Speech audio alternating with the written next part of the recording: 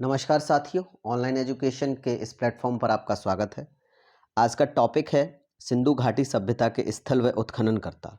और ये टॉपिक आपके प्राचीन इतिहास विषय से संबंधित है और आपकी आगामी प्रीलिम्स परीक्षाओं के लिहाज से काफ़ी महत्वपूर्ण है। देखिए, सबसे पहले हमको ये समझना आवश्यक है कि सिंधु घाटी सभ्यता क्या थी। देखिए, लगभग 2300 ईसा पूर्व में, यानी आज से लगभग 4350 साल पहले, एक मानव सभ्यता भारत में रहा करती थी। जब 1921 ईस्वी में हमारे भारत के लोगों को खुदाई के दौरान जब उस समय के कुछ साक्ष्य मिले, तब इसके बारे में पता चला कि लगभग आज से 4350 वर्ष पूर्व, यानी 2350 ईसा पूर्व, एक मानव सभ्यता भारत में रहा करती थी। तो पुरातत्वविदों ने जब खुदाई में इन स्थलों को ढूंढा, खोजा, और उनमें ये पता चला कि 4350 साल पुरानी कोई सभ्यता हमारे भारत में रहती थी, तो इस सभ्यता को इन्होंने सिंधु घाटी सभ्यता का नाम दे दिया। इसका सबसे बड़ा जो मुख्य कारण था सिंधु घाटी सभ्यता नाम देने का, क्योंकि ये जो सभ्यता थी ये सिंधु नदी और उसकी जो सहायक नदियाँ थी, उन सभी के जो है आसपास वहाँ ये लोग निवास करते थे। तो इसलिए इसको जो नाम दिया गया, वो नाम दिया गया सिंधु घाटी सभ्यता। ठीक है। अब देखिए, वर्तमान के कॉन्टेक्स्ट में अगर हम इसको देखें, देखिए अब हम लोग रहते हैं 2022 में। आज हमारा मानव है, हम अपनी एक सभ्यता में रहते हैं। तो आज हमारे पास कौन से स्थल हैं? आज हमारे पास स्थल हैं, दिल्ली है, मुंबई है, चेन्नई है, मद्रास है, महत्वपूर्ण कुछ ऐसे स्थल हैं। ठीक है ना, लखनऊ है, इलाहाबाद है, जयपुर है, जिनसे हम आज की सभ्यता के बारे में जाने जाते हैं। उसी प्रकार आज से लगभग 4350 साल पहले के करीब जो है सिंधु घाटी सभ्यता हुआ करती थी, और उसके कुछ महत्वपूर्ण स्थल हुआ करते थे, जैसे हड़प्पा है, मोहनजोदड़ो है, लोथल है, बनावली है, रंगपुर है, कोट दीजी है। तो ये सब क्या थे? ये थे उस समय के वो स्थल। ठीक है ना। अब उनके कालांतर में समय समय पर उनकी खोज होती चली गई। 1921 में पहली बार खोज हुई थी।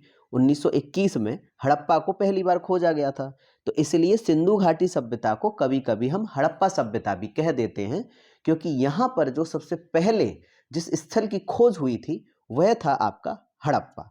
ठीक है। तो चलिए एक एक करके हम स्थल देखते हैं, और कौन उसका उत्खनन करता था, कहाँ पर उनकी स्थिति है, वर्तमान में क्या स्थिति है, ये सभी हम समझेंगे।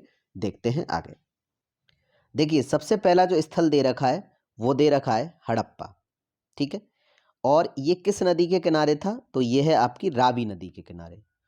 और अगर आज वर्तमान में हम इसकी स्थिति को देखें तो ये जो हड़प्पा स्थल है ये पाकिस्तान में पड़ता है। पाकिस्तान के अंदर आपका एक ज़िला है माउंट गोमरी।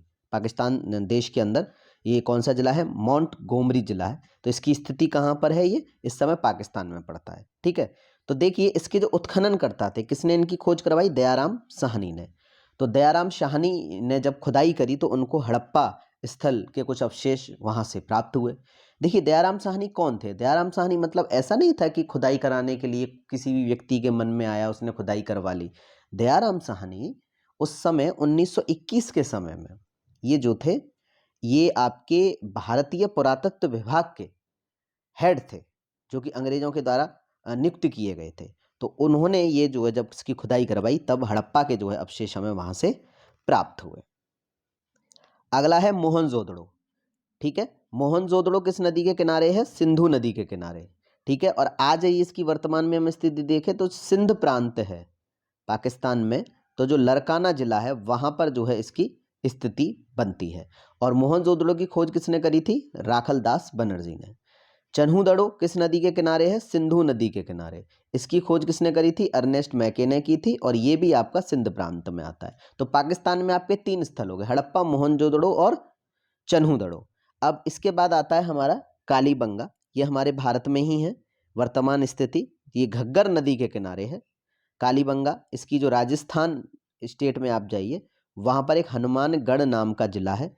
इस जिले के अंदर जो है ये घग्गर नदी के किनारे कालीबंगा सिंधु घाटी सभ्यता का स्थल उस समय पर स्थित था। और बीबी लाल और आपके बीके थापर, बीबी लाल और बीके थापर, इन्होंने जो है क्या कहते हैं इसकी खोज की थी। ठीक है ना। आगे है आपके कोट दीजी, सिंधु नदी के किनारे है ये। और फजल अहमद खान ने कोट दीजी नामक सिंधु घाटी स्थल की जो है खोज की थी, और ये भी आपके पाकिस्तान में पड़ता है।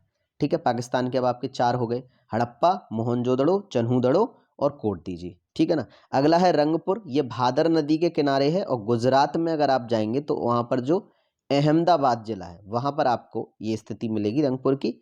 आज मतलब वहाँ पर अहमदाबाद जिला बन गया है, लेकिन आज से 4350 साल पहले लगभग रंगपुर हुआ करता था। एस.आर. राव ने जो है इसकी खोज की है।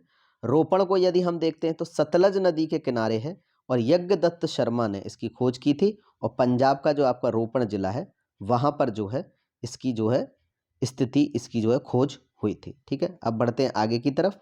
लोथल, लोथल किस नदी के किनारे है? लोथल है आपका भोगवा नदी के किनारे। एस.आर. राव, इसकी खोज भी एस.आर. राव ने की थी। ये वही वाले एस.आर. राव हैं जिन्होंने रंगपुर को खोजा था। और ये भी जो गुजरात का जो अहमदाबाद जिला है ये यहाँ पर स्थित है।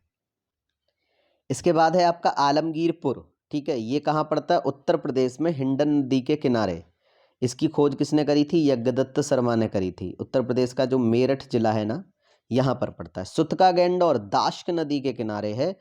ऑरेल स्टेन ने इसकी खोज की थी और ये पाकिस्तान के मकरान में समुद्र तट के किनारे है। मकरान कहाँ स्थित है? पाकिस्तान में। बनावली सरस्वती नदी के किनारे है। आर.एस. बिष्ट ने जो है इसकी खोज की थी। और हरियाणा का जो फतेहाबाद जिला है यहाँ पर ये स्थित है।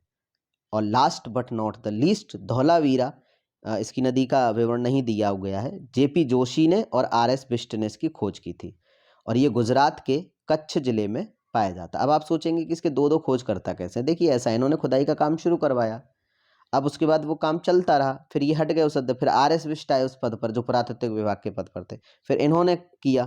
तो इस हिसाब से जो है ये प्रोसीजर जो है चलता रहता है खुदाई का।